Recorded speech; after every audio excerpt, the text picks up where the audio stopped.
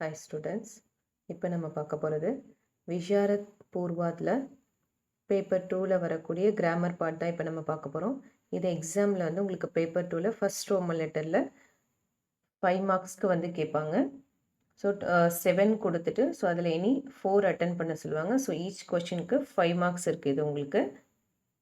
So இன்றைக்கி பார்க்க போகிற கொஷின் என்ன அப்படின்னா சர்வநாம். ஸோ சர்வநாம் கிசே கஹத்தி ஹை. ஸோ சர்வநாம்னா ப்ரோனவுன்.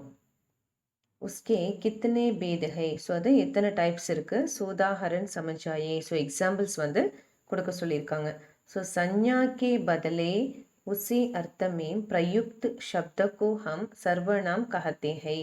அதாவது संज्ञा के बदले அப்படின்னா நவுனுக்கு பதிலாக இன்ஸ்டெட் ஆஃப் நவுன் உசி அர்த்தமே. ஸோ அந்த நவுனுக்கான அர்த்தத்திலேயே பிரயுக்தி சப்தக்கோ அந்த மீனிங்கை வந்து வெளிப்படுத்துகிற வார்த்தைக்கு தான் நம்ம சர்வநாம் அப்படின்னு சொல்கிறோம்.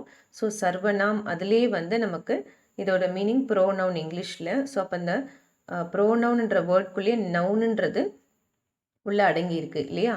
ஸோ அதுதான் சர்வநாம். ஸோ அது என்னென்ன அப்படின்னு நம்ம பார்க்கும்போது மைம், யஹ், கோயி, ஜோ, கவுன், கோத். ஸோ இது எல்லாமே என்னென்னா ப்ரோனவுன். அதாவது இன்ஸ்டெட் ஆஃப் நவுனுக்கு பதிலாக நம்ம யூஸ் பண்ணுற வார்த்தைகள். ஓகேவா. ஸோ அதுதான் இங்கே கொடுத்துருக்காங்க. ஸோ சர்வநாம் கே ச பேத் ஹை. ஸோ ஒரு ப்ரோனவுனுக்கு வந்து நமக்கு டோட்டலாக 6 டைப்ஸ் இருக்குதுன்னு கொடுத்துருக்காங்க. ஸோ ப்ரோனவுன்னா என்ன, ஒரு நவுனுக்கு பதிலாக நம்ம யூஸ் பண்ணுற வார்த்தைக்கு தான் சர்வநாம் ப்ரோனவுன் அப்படின்னு சொல்கிறோம். ஸோ அந்த ப்ரோனவுனுக்கான எக்ஸாம்பிள்ஸ் இது கொடுத்துருக்காங்க. ஸோ அது எந்தெந்த இடத்துல இது யூஸ் ஆகுது அப்படின்னு நம்ம பார்க்கலாம். சர்வநாம் வந்து 6 டைப்ஸ்னு சொல்லியிருக்கோம். இந்த 6 டைப்ஸ் பார்த்தோன்னா இதுக்கான மீனிங்ஸ் வந்து நமக்கு புரியும். ஸோ ஃபஸ்ட்டு டைப் என்னென்னா புருஷ் வாச்சக் சர்வநாம். ஸோ புருஷ் வாச்சக் அப்படின்றது பர்சனல் ப்ரோனவுன். ஓகேவா. So personal pronoun. ஸோ இதை பற்றி ஒன்று ஒன்றா டீட்டெயில்டாக பார்க்கலாம். ஃபஸ்ட்டு இதோட மீனிங்ஸை நான் வந்து எக்ஸ்பிளைன் பண்ணிடுறேன். ஸோ புருஷ் வாச்சக் சர்வநாம்னா பர்சனல் ப்ரோனவுன். இது மீனிங்ஸ் எல்லாமே மேலேயே எழுதிக்கோங்க. ஸோ இதில் மீனிங்ஸ் சொல்லும் போதே மீனிங்ஸ் எழுதிட்டிங்க அப்படின்னா நெக்ஸ்ட் டைம் ரீட் பண்ணும்போது ஈஸியாக இருக்கும். ஸோ புருஷ் வாச்சக் சர்வநாம்னா பர்சனல் ப்ரொனவுன். நிச்சய வாச்சக் சர்வநாம் அப்படின்னா டெஃபினட் ப்ரொனவுன். அனிஷ்சய வாச்சக் சர்வநாம்னா இன்டெஃபினட் ப்ரொனவுன். பிரஷன் வாச்சக் சர்வநாம்னா இன்டராகேட்டிவ், அதாவது கேள்வியாக கேட்கக்கூடியது. பிரஷன்னாலே கொஸ்டின் இல்லையா. ஸோ பிரஷன் வாச்சக் சர்வநாம்னா இன்டராகேட்டிவ் ப்ரொனவுன். சம்பந்த வாச்சக் சர்வநாம் அப்படின்னா உங்களுக்கு சம்பந்த வாச்சக் சர்வநாம் வந்து ரிலேட்டிவ், அதாவது ஒரு ஒன்றுக்கு ஒன்று கனெக்டிவாக சொல்லுது. ஹூ, விச், ஹூஸ் அந்த மாதிரி. சம்பந்த வாச்சக் சர்வநாம்ன்றது ரிலேட்டிவ் ப்ரொனவுன்னு சொல்லுவாங்க. நிஜ வாச்சக் சர்வநாம்ன்றது ரிஃப்ளெக்சிவ் ப்ரொனவுன். ஓகேவா. So reflexive pronoun. ஸோ மேலேயே மீனிங்ஸ் எழுதிக்கோங்க. ஸோ இப்போ ஒரு ஹெட்டிங்கோடைய மீனிங்ஸ் என்ன, அதுக்கான எக்ஸாம்பிள்ஸ் பார்க்கலாம். புருஷ் வாச்சக் சர்வநாம் அதாவது பர்சனல் ப்ரொனவுன். मीनिंग என்ன அப்படின்னா जिस सर्वनाम से पुरुष या व्यक्ति का बोध होता है उसे हम पुरुषवाचक सर्वनाम कहते हैं. அதாவது எந்த ஒரு ப்ரொனவுன்ல இருந்து புருஷ व्यक्तिका போது ஒரு பர்சனுடைய இல்லை ஒரு தனிப்பட்ட ஒரு மனிதனுடைய ஒரு பர்சனுடைய இன்ஃபர்மேஷன்ஸை வந்து எக்ஸ்ப்ரெஸ் பண்ணுறது. ஓகேவா. இப்போ அதாவது ஒரு சேம் பர்சனை பற்றி அதே சேம் பர்சனை பற்றியான எக்ஸ்ப்ளனேஷன் கொடுக்கறது. ஓகேவா. ஸோ அதுதான் நம்ம வந்து என்னன்னு சொல்கிறோம், பர்சனல் ப்ரொனவுன். ஓகேவா. ஸோ அவங்கள பற்றி அவங்க திருப்பி எக்ஸ்பிளைன் பண்ணும்போது, இப்போ ஒருத்தவங்களை பற்றி இன்ஃபர்மேஷன்ஸ் கொடுக்குறாங்க, திருப்பி அதே அவங்கள பற்றியே இன்ஃபர்மேஷன்ஸ் வரும் பொழுது, இப்போ for example Latha. So Latha is a beautiful girl அப்படின்னு சொல்லிட்டு Latha is an intelligent girl. அப்போ 2 இடத்துல லதா லதா அப்படின்னு வரும் பொழுது, ஸோ ஃபஸ்ட்டு சென்டென்ஸில் Latha is a beautiful girl சொல்லிட்டு செகண்ட் லதான்ற வர இடத்துல நம்ம கேர்ள் அப்படின்றதுனால ஷீன்றதை நம்ம யூஸ் பண்ணணும். பிகாஸ் இப்போ ஒரு பேராகிராஃப் எழுதுகிறோம், ஒரே பேரை பற்றியே நம்ம அதில் பேராகிராஃபில் எக்ஸ்பிளைன் பண்ணும்போது ஃபஸ்ட்டு டைம் மட்டும்தான் அவங்களோட நேமை சொல்லுவோம். மீதி எல்லா இடத்துலையும் அவங்கள ஷீ, கேர்ளாக இருந்தால் ஷீன்னு யூஸ் பண்ணுவோம், பாயாக இருந்தால் ஹீன்னு யூஸ் பண்ணுவோம் இல்லையா. ஸோ அதுதான் பர்சனல் ப்ரொனவுன் அப்படின்னு இங்கே சொல்கிறாங்க. ஸோ எதா அப்படின்னா இஸ்கே 3 பேத் ஹை. ஸோ இது எத்தனை டைப்ஸாக 3 டைப்ஸ்ன்னு சொல்லியிருக்காங்க. எதான அவைகள். ஃபர்ஸ்ட் ஒன் வந்து உத்தம புருஷ் அப்படின்னா ஃபர்ஸ்ட் பர்சன் அப்படின்னு சொல்லுவாங்க. அதில் इससे बोलने वाले या लिखने वाले का पता चलता है. ஸோ இதில் வந்து யாரை பற்றி பேசுகிறோமோ இல்லை அதில் யாரை பற்றி எழுதியிருக்கோ அவங்கள பற்றியான இன்ஃபர்மேஷன்ஸு. அதாவது ஃபர்ஸ்ட் பர்சனை நம்ம ஐ வி அப்படின்னு சொல்கிறோம் இல்லையா, அதுதான் மைன் ஹம். ஸோ நம்மளை என்னை பற்றியோ இல்லை நம்மளை பற்றியோ சொல்கிறது தான் ஃபர்ஸ்ட் பர்சன் அப்படின்னு சொல்லுவாங்க. நெக்ஸ்ட்டு மத்தியம் புருஷ் அப்படின்னா செகண்ட் பர்சன். அப்போது நமக்கு ஆப்போசிட்டில் யார் இருக்காங்களோ அவங்கள பற்றி நம்ம சொல்லும் போது அவங்கள குறிப்பிடும் போது எப்படி சொல்கிறோம், इससे सुनने वाले यार पढ़ने वाले का पता चलता है. ஸோ இதில் என்ன அப்படின்னா, இது வந்து நம்ம யார் பேசுகிறோமோ இல்லை எழுதுகிறோமோ அவங்க இல்லையா, அப்போ ஐவி நாம் பேசுகிறோம் நாம் எழுதுறத குறிக்கிறது.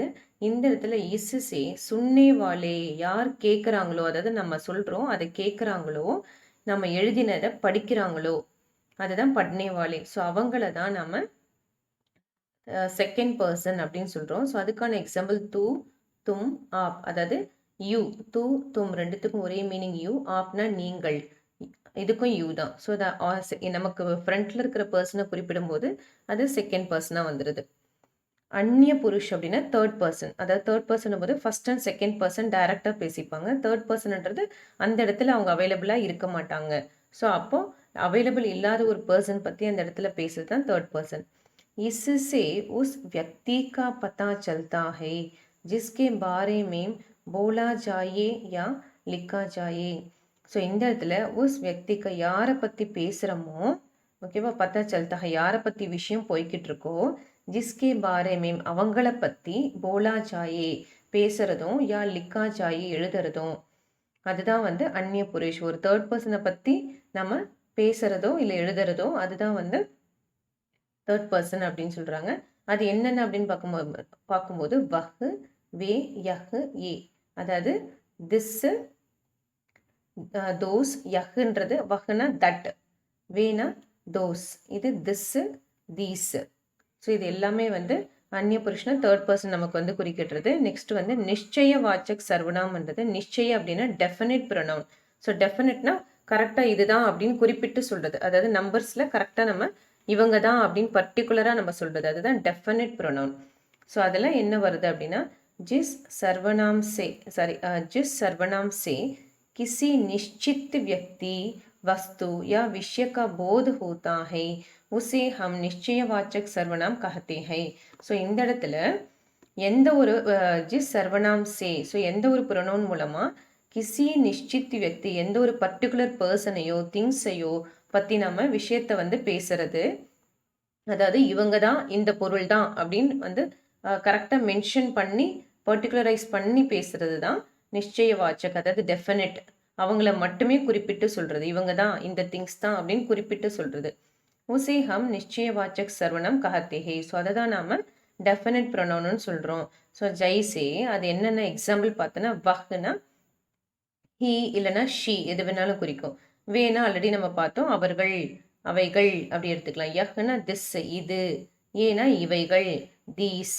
ஸோ இது எல்லாமே கரெக்டாக இதுதான் இவைகள் தான் அப்படின்னு நம்ம சொல்கிறோம் இல்லையா, அப்போ அது நிச்சய வாச்சக். இதுக்குமே அந்த தேர்ட் பர்சனுக்கு வர்றது அப்படி வரும். இங்கே தேர்ட் பர்சனை நம்ம பார்த்தோம் இல்லையா, சேம் அதே தான் நிச்சய வாச்சக்கும் வரும். அநிச்சய வாச்சக் அப்படின்றது ஒரு குறிப்பிட்ட அளவோடு சொல்லாமல் ஒரு அப்ராக்சிமேட்டாக சொல்கிறது. ஸோ இப்படி இருக்கலாம், இவ்வளோ போதும் அப்படின்ற மாதிரி.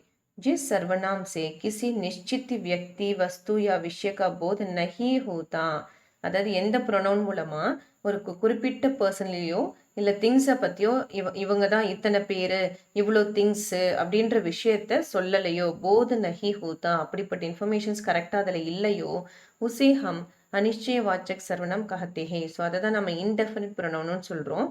ஜெய்சே கோயி, குச், இதெல்லாமே ஃபியூ கொஞ்சம் அப்படின்னு சொல்கிறோம் இல்லையா. ஸோ கொஞ்சம் இவ்வளோ கொடுத்தா போதும், கொஞ்சம் ஃபியூ, அந்த மாதிரி குறிப்பிட்ட அந்த அளவு வந்து இவ்வளோ 1 2 3 அந்த மாதிரி நம்பர்ஸில் எதுவும் குறிப்பிடாமல் கோயி, குச், ஃபியூ, மினி, லிட்டில் அப்படின்ற மாதிரி குறிப்பிடும்போது அது அனிச்சய வாச்சக், இன்டெஃபினிட், குறிப்பிட்ட அளவில் சொல்லாமல் இருக்கிறது.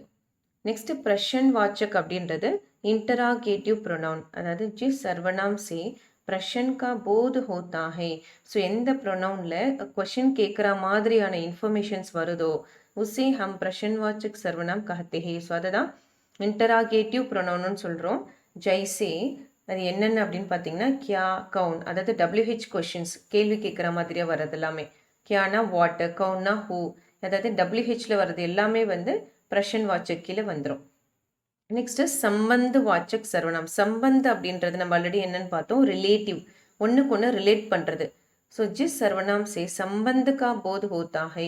ஸோ எந்த ப்ரொனவுன் மூலமாக நமக்கு அந்த ரிலேஷன்ஸை வந்து இது எதோட ரிலேட்டட் ஆனது அப்படின்றப்ப குறிப்பிடுறோமோ, ஸோ அதுதான் வந்து இது எதோட ரிலேட் ஆனதுன்ற இன்ஃபர்மேஷனை கனெக்ட் பண்ணுறதுக்காக யூஸ் பண்ணுற வார்த்தை தான் ரிலேட்டிவ் ப்ரொனவுன் அப்படின்னு சொல்கிறோம். ஸோ ஜைசே ஜோ வஹ. ஸோ எதை பற்றி சொன்னமோ அவங்கள பற்றி, இது பர்சனை குறிப்பிடும் பொழுது ஜோ ஸோ. ஸோ ஏதோ அந்த நிகழ்வு, ஒரு இன்சிடென்ட்ஸ் வரும்போது இதை யூஸ் பண்ணுவாங்க. ஸோ எந்த நிகழ்ச்சியை பற்றி சொல்லமோ அந்த நிகழ்ச்சி, விச் அப்படின்னு சொல்கிறோம் இல்லையா. ஸோ அதுதான் இது வந்து ஹூ அப்படின்ற மாதிரி இங்கே வருது. ஸோ மென்ஷன் பண்ணி சொல்லுது சென்டென்சஸ். அது ரிலேட்டிவ் ப்ரொனவுன், ஒன்றுக்கு ஒன்று அந்த சென்டென்ஸை வந்து கம்பைன் பண்ணுறதுக்காக. நெக்ஸ்ட்டு நிஜவாச்சக் சர்வநாம்ன்றது. நிஜவாச்சக் சர்வநாம்ன்றது ரிஃப்ளெக்சிவ். ரிஃப்ளெக்சிவ் அப்படின்றது பொசசிவ் அப்படின்னு சொல்லுவாங்க இல்லையா, பொசசிவ் ப்ரொனவுன். அதாவது அதுதான். ஸோ தங்கனை பற்றியே சொல்லிக்கிறது, தன்னை பற்றியே சொல்லிக்கிறது, செல்ஃபா. ஓகேவா. जिस सर्वनाम से निजत्व का पता चलता है उसे हम நிஜ்வாச்சக் சர்வநாம் கஹத்தே ஹே. ஸோ எந்த ப்ரொனவுன் மூலமாக நம்மளுடைய உண்மையை பற்றி, நம்ம எப்படி, நம்ம என்ன அப்படின்னு, நிஜத்துவம் அப்படின்னா தன்னை பற்றி சொல்லிக்கிறது, செல்ஃப். அதுதான் நிஜத்துவம் அப்படின்னா செல்ஃப், தன்னை பற்றியான விஷயம் சொல்லப்படுகிறதோ உசேகம், அதை தான் நாம் நிஜவாச்சக் சர்வநாம், அதாவது ரிஃப்ளெக்சிவ் ப்ரொனவுன்னு சொல்கிறோம். ஜெய்சேதனா கூத்துனாலும் செல்ஃப் தான், ஸ்வயங்னாலும் செல்ஃப் தான். ஆப்னா நீங்கள், நீங்களாவே. அப்பனே ஆப்னா எங்களுக்கு நான், எனக்கு நானே. அப்பனே ஆப்னா உங்களுக்கு நீங்களே. அந்த மாதிரி செல்ஃபாக குறிப்பிடுறது எல்லாமே வந்து நிஜவாச்சக் கீழே வந்துடும். ஓகேவா. ஸோ இதுதான் ஃபுல்லாகவே சர்வநாம் பற்றியான எக்ஸ்பிளனேஷன் அந்த டைப்ஸ். ஓகே.